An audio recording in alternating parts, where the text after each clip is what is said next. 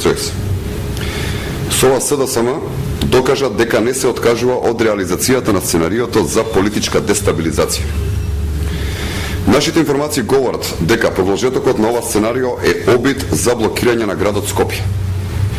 СДСМ сака тие протести да ги прикаже како општо незадоволство на граѓаните, а всушност зад овие протести стојат членовите на Социјалдемократскиот сојуз, поранешни и сегашни пратеници од истата партија. ВМРО ДПМН веќе предупреди за поширокото сценарио на СДСМ за дестабилизација на политичката сцена.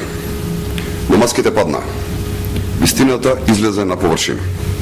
Времето покажа дека ВМРО ДПМН ја кажува вистината.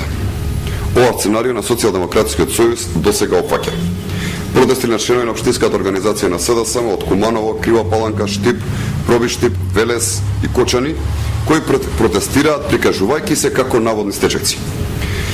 Понатаму протести на така наречените земјоделци. Тука беа и партиските војници на СДСМ кои со живот ги бранеа љубичиците во Карпуш и се бореа против поставувањето на државното знаме во оваа општина.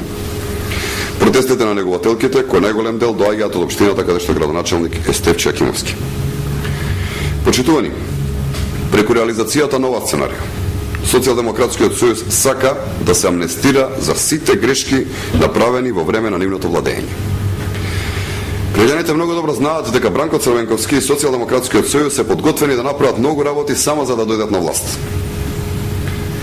СДСМ со ова покажува и докажува дека не се реформира и не нуди ништо ново. Но за среќа овој пат времето е поинакво, стандардите се повисоки, очекувањата на граѓаните различни од времето кога СДСМ и Бранко Црвенковски управуваа и ја злоупотребуваа државата. СДСМ, за жал, наместо да нуди решение и предлози, реши да продолжи со деструктивност и неконструктивност. Ако сакате одговорот на прашањето? Опрска, да.